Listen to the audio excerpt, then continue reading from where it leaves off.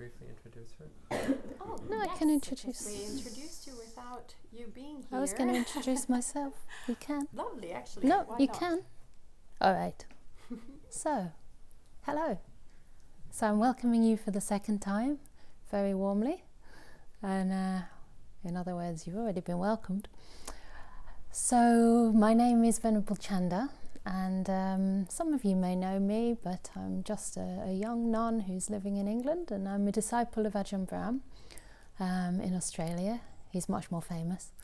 And I wanted to share something this weekend about contentment, because through my teacher I've learned a slightly different approach to meditation than the one I was trained in Burma, which was much more of a disciplined and very focused practice, with a lot of emphasis on sitting for long hours and sitting through pain and really sort of striving for enlightenment in a sense. And that gave a lot of benefits to a certain point, but something about the joy was missing. And the Buddha said that there are different paths in Buddhism. You can have the long path full of suffering, or the short path full of suffering, or you can have the long path full of happiness, or the short happy path. So I don't know which you prefer, but I think the short happy path to the end of all suffering sounds quite appealing. And so this idea of bringing contentment into the way we perceive experience can help us to start developing happiness early on in the practice and noticing the happiness that's already available to us, if only we weren't looking somewhere else for it. Yeah. So while you're here, the encouragement is to really delight, first of all, in having nothing to do and doing nothing. Okay? So I want to stop this manic sort of thing inside that keeps on pushing us to attain and strive and do better and become somebody and improve myself, you know, and all these reasons that we sometimes come to meditation. A lot of them very wholesome motivations, you know. We want to bring the best of ourselves into the world and into our dealings with other people. We want to fulfill our potential. But when we approach meditation from a sense of lack or a sense of longing, unfortunately, we're actually fueling and perpetuating the suffering that we're here to overcome in the first place. So these things are very subtle and we have to be careful.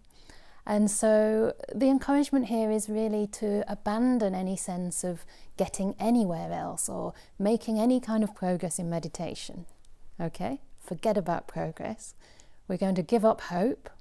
That means we're going to become hopeless cases. Not basket cases. Just hopeless cases, okay? So you start from zero, and that's fine. You can stay on zero, it doesn't really matter. Now that may sound a little bit weird, like shouldn't we have some kind of, you know, direction or make some sort of effort? And that's true, but most of the effort you've already made by arriving here on your cushion. You know, you've done a lot of good in your lives, you've let go of a lot. First of all, just develop a sense of contentment with what you've left behind. Content to have put it over there, maybe in New York City, somewhere else in New Jersey. I don't know where you've come from, but whatever you've been doing today, whoever you've been dealing with, or the problems at work, that is left behind. Yeah? So Ajahn Chah said we meditate not to attain things, but to let go of things. So first of all, we let go of our busy lives and of all the reverberations of those lives that go on in our head between our ears. Yeah? Sometimes we carry that world into the meditation hall, and that's okay, you know, you can make peace with that, give it some space to settle. But don't worry about anything. Nothing's going to go wrong in a day and a half. You know, a day and a half is not a long time to be together. And we don't have to get anywhere, you've arrived already. So just practice being more fully where you already are.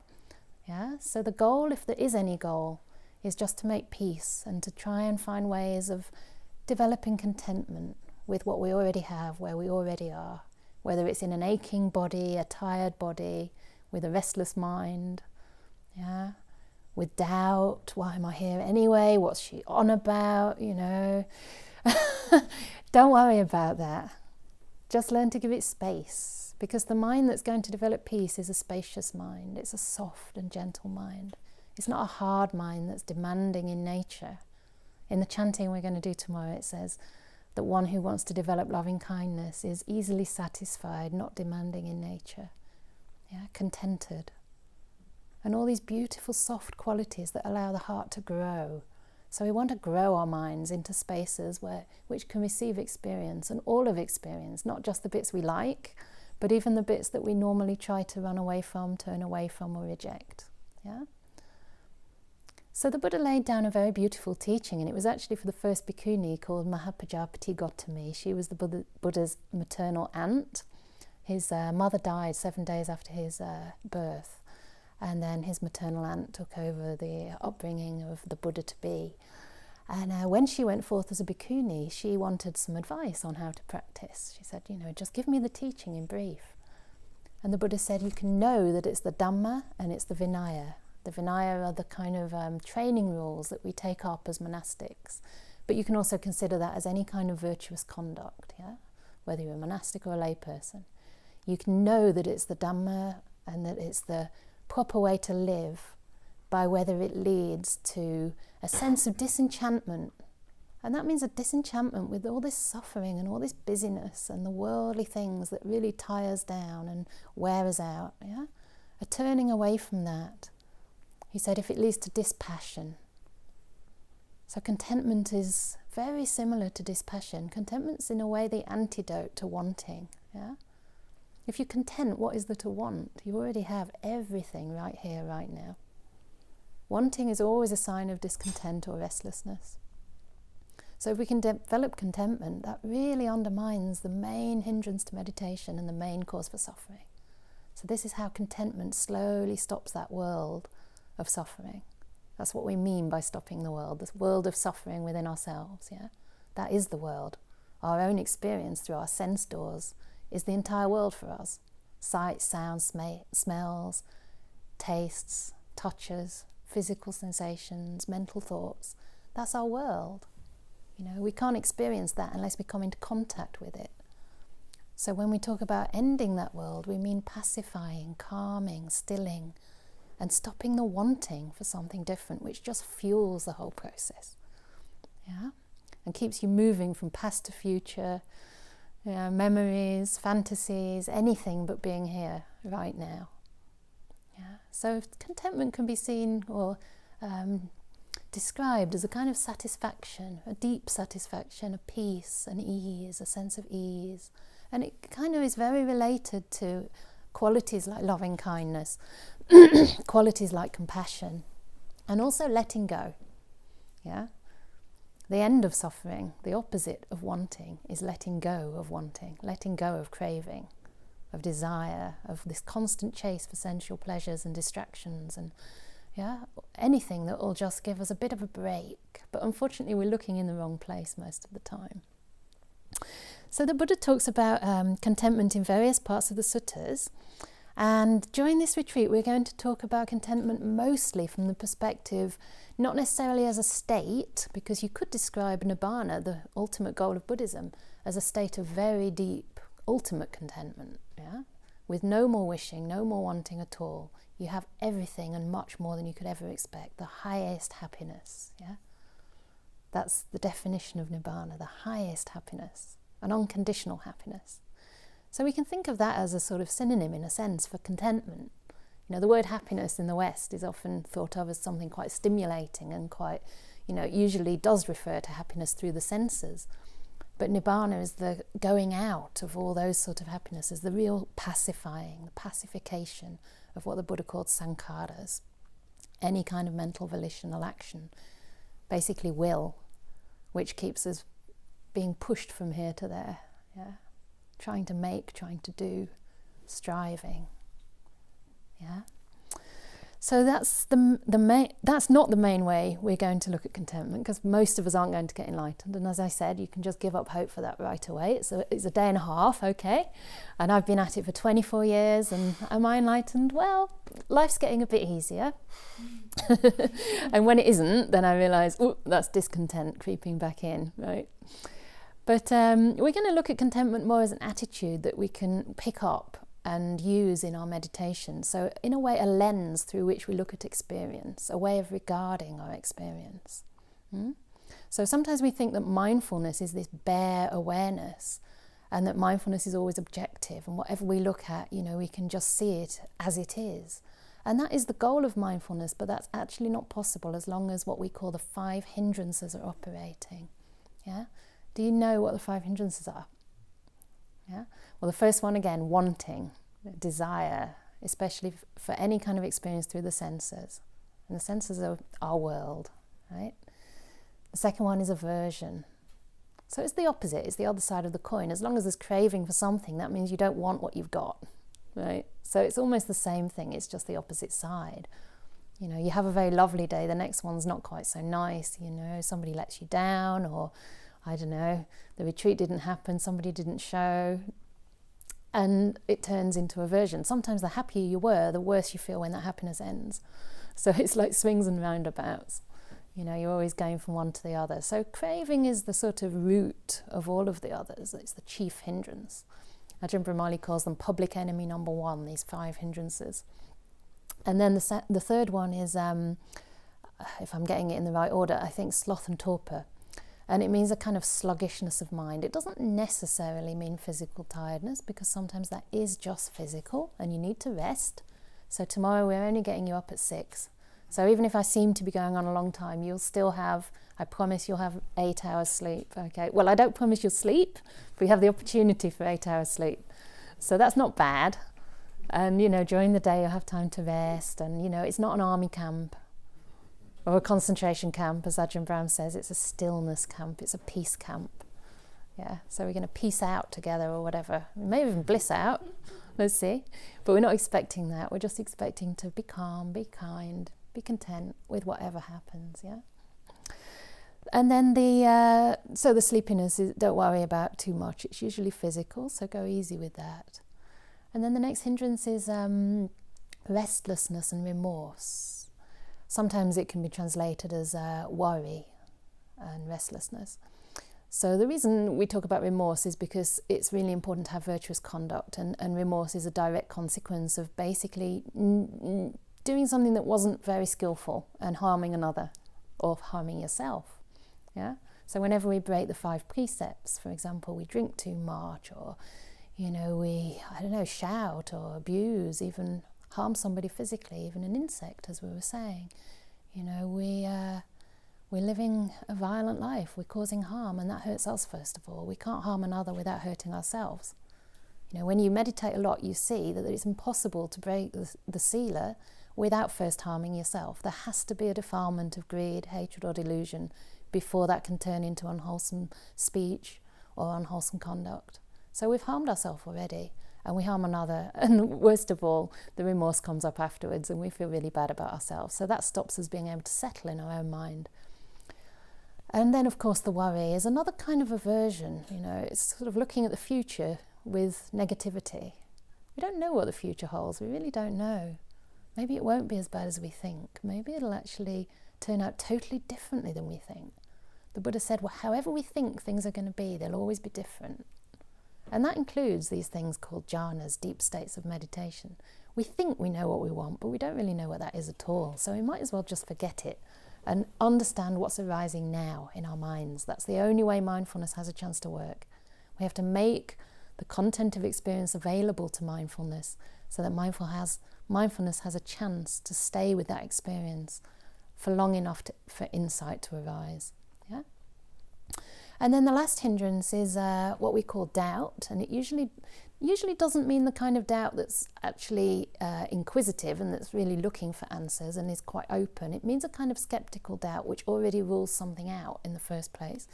It can also mean confusion, not really knowing which way to go. And in those kind of states of mind, I think it's better not to make decisions, just to wait until things clarify, before we actually decide, especially on serious decisions in our lives. So these 5 hindrances the Buddha defined as obscurations of the mind which weaken wisdom. So again, we're not seeing things clearly. It's like if you have a sense of, like you see somebody that you think is very attractive and suddenly lust arises for that person. At that moment, you're not seeing that person clearly. Maybe that person is just, somebody who suffers quite a bit, or I don't know, maybe they smell in the morning, maybe they're actually not very nice to be around. But all you can see at that moment, you know, is this object of desire, and so you want something from that person. Sometimes that blinds us to their faults, and we get into all kinds of unhealthy relationships. You know, also with aversion, somebody says something. Maybe they didn't mean anything by it, but it reminds you of something someone else said in the past who you didn't like. That person reminds you of someone you didn't like, and immediately, you know, the perception is twisted and you start expecting a bad behaviour. And whenever you expect somebody to behave badly, they start behaving exactly that way, because your perception has filtered anything else which will show something different. Yeah. So if I were to decide, oh, you're a kind of, I don't know, bubbly, friendly person, then every time I see you, that's what I'll expect of you. And my perception won't allow for you to be grumpy one day. You know, you're always expected to be the way I want you to be, because that's the way I've labelled you. And it feels horrible to be boxed in, doesn't it? When somebody boxes you, it doesn't give us the freedom to grow. So we want to keep this very clear mind, which is always open and seeing anew. So the Buddha also said that the hindrances are the things which nourish delusion. And this is a problem, because delusion is the root cause of suffering. So it's also a positive thing in the sense that hindrances nourish it. So although the Buddha didn't say there's an ultimate or definite cause for ignorance, he did say there were things which feed it. So by undermining these 5 hindrances, we start to develop wisdom, the opposite of delusion. So in a way, you could say the whole purpose of the Buddhist path is to start to undermine these hindrances so we have a chance to see clearly. And the Buddha said it's only when we have these experiences of very deep samadhi that we can see things as they really are. There's a possibility to see things as they really are, because the hindrances are not operating. And the mind, he said, is soft. It's malleable. In a sense, it's content. It's content with whatever arises. So even difficult things such as the truth of suffering, the truth of impermanence, the truth of non-self, we're able to see them because the mind's big enough. The mind's content enough. It's stable. Yeah? It's not afraid. It's not rejecting the truth. It's not invested in a different truth. It's not saying, no, things can't be impermanent. Something in this world is permanent. Let me see that. It's actually objective for once.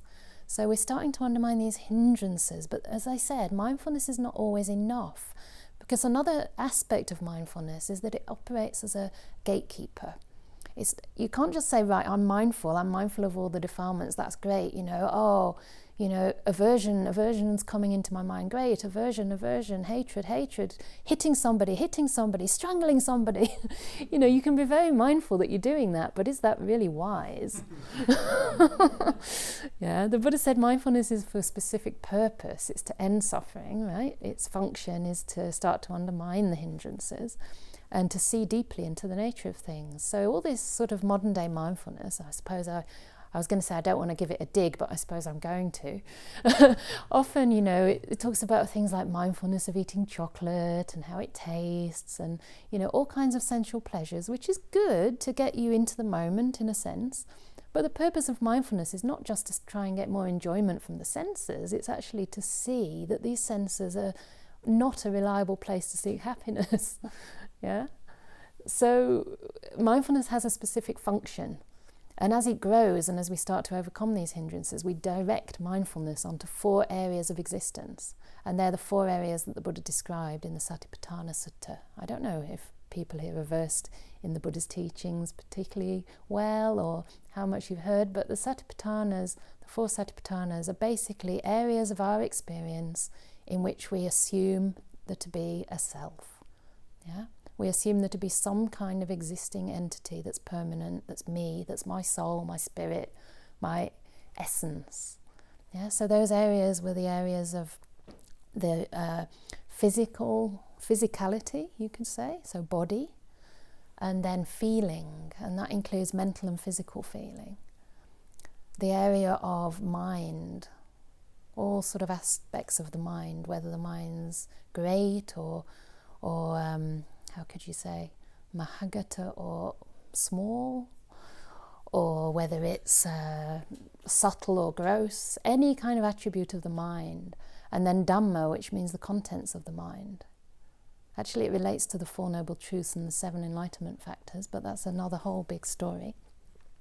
So any of these areas of existence basically are places where we still cling, we still suffer.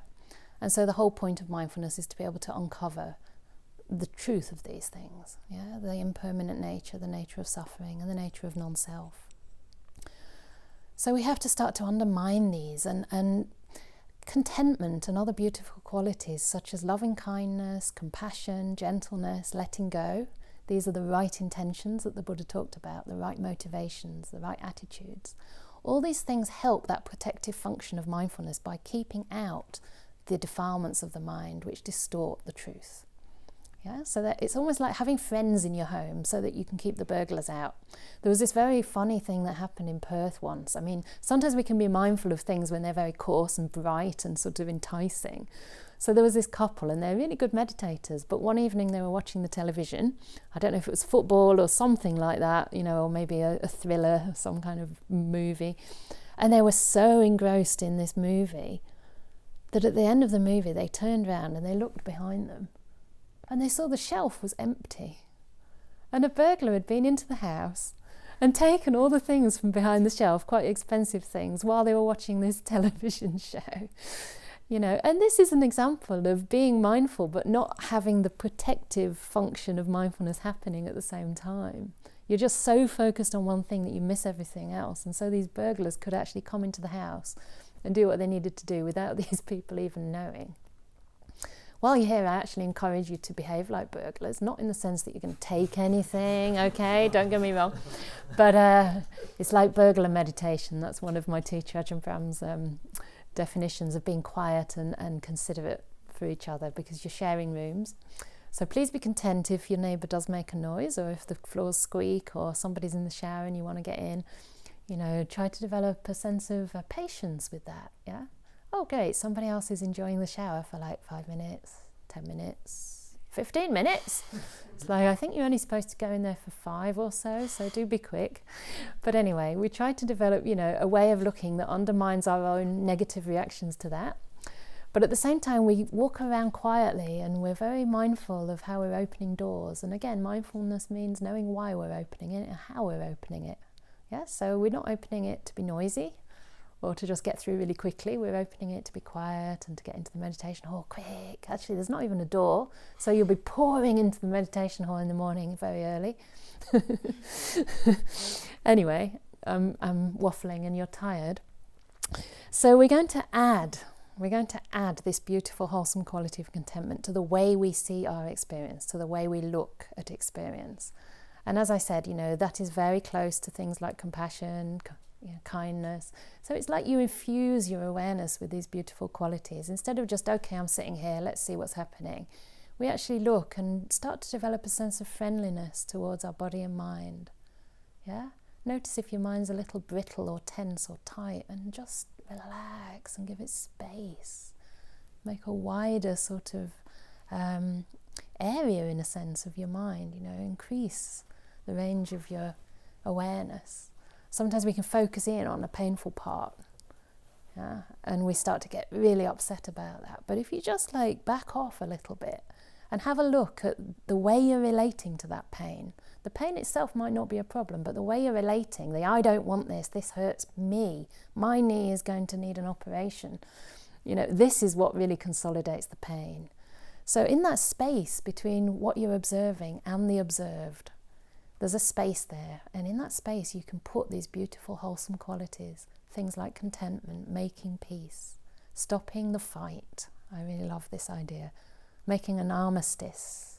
It means making a ceasefire. You stop arguing with what's happening, and you just give it space to be. And when you start to look at that pain objectively with a soft mind, you start to notice it's not that bad. Sometimes it's quite interesting. Sometimes it's just different sort of sensations of pulsing or throbbing, or maybe some dull kind of ache, but there's lots going on there, and it's changing all the time.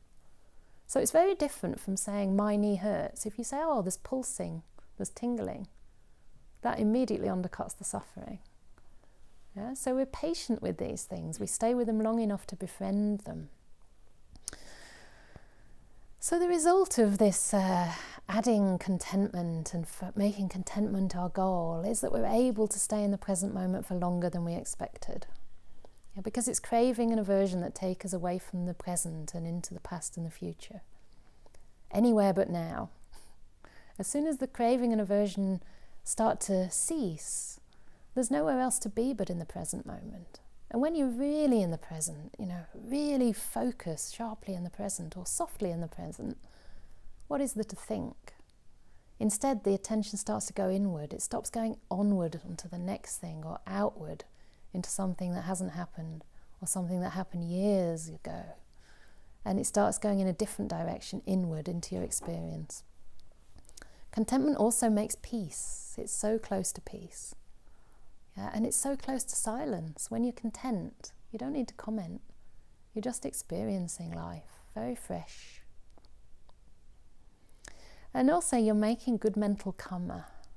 There's such a thing as karma, and we can do that by actions of body or speech. Now here you're going to be doing great karma because you'll be helping in the kitchen. I don't know what else you're assigned to do. You won't be speaking, so you can't break that precept. That's the hardest one to keep. So when you're in silence, it's great. You've got that one sorted. But then the mental karma, like what are we doing with our minds? No one can see. I don't know. You might look like a rock, but inside you might be full of agitation. It's impossible to judge that. So don't worry if you see everyone else sitting like a Buddha. We all have our own struggles, yeah. We really can't judge. And it doesn't matter if you sit on a chair, if you stand up during the meditation, if you stretch, just try and do it quietly, but that's fine. We want to be kind to our bodies. We want to be compassionate, yeah. So try not to measure yourself. Contentment takes away the measuring mind. It's just content to be exactly who you are, where you are, with whatever experience you have. This measurement really creates a lot of suffering. We measure ourselves constantly, comparing ourselves to others, comparing ourselves to the way we think we should be, the way we used to be. I mean, my mind used to be so much brighter and sharper, and, I often compare myself to the way I was, in my 20s or 30s, and I'm not the same now. But can I be content with that too? Different qualities have arisen, different qualities are maturing right now. And it's just a beautiful growth. We're seasoning ourselves, we're seasoning our minds. So try not to judge that and give your mind space to grow in its own way. All of us are going to be different. The spiritual path will look completely different for everybody. So we don't measure or judge. It really has no meaning. The Buddha said that there are 3 conceits. And one is the conceit that I am better. That's obviously quite conceited, right? But we all think we're better than someone, if not many people. And the other one, of course, is I am worse. Now this often happens too, especially if we have sort of negative conditioning, or we've just been raised in this sort of, through the school systems, through the education systems, especially in Western society, we're always trained to see what's wrong, right? That's called critical thinking.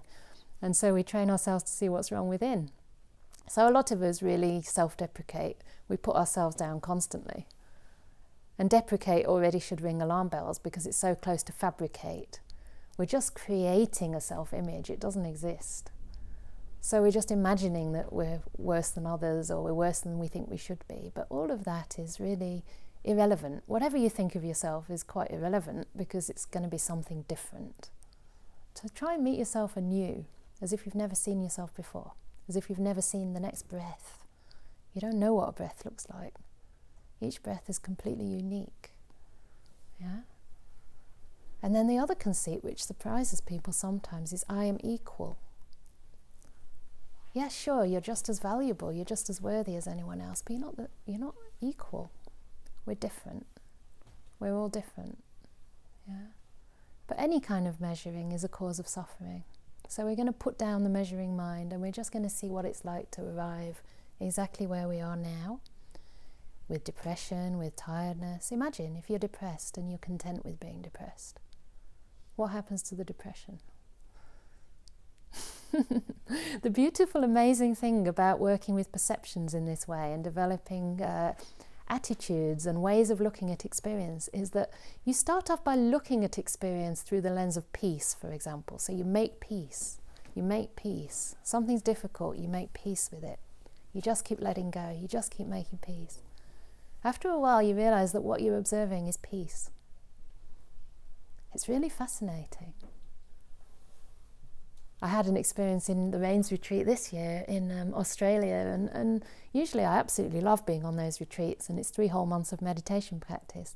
But for some reason, a lot of doubt and even despair was coming up in my mind. And one day I was sitting there just wanting to cry.